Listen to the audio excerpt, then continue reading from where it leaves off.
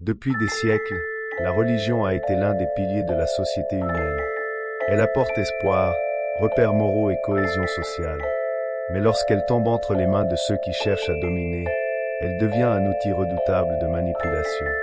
Les dirigeants politiques, depuis les pharaons jusqu'aux chefs modernes, ont souvent utilisé la religion pour légitimer leur autorité.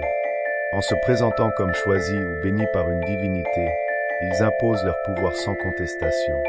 Ainsi, désobéir aux dirigeants devient presque un acte contre Dieu lui-même. En influençant la manière dont les gens pensent le bien, le mal, la récompense et la punition, la religion peut façonner des mentalités obéissantes. Certains leaders religieux ou institutions utilisent la peur de l'enfer, la promesse du paradis ou la culpabilité pour maintenir les fidèles dans une dépendance morale et spirituelle. Les populations les plus pauvres ou les moins instruites sont souvent les plus vulnérables à la manipulation religieuse.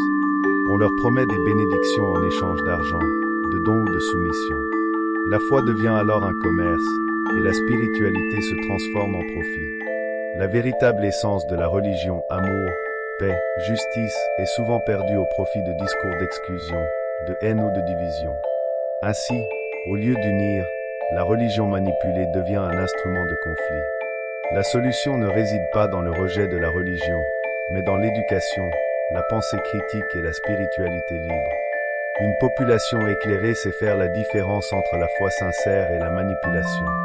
Car la vraie religion élève, elle ne soumet pas.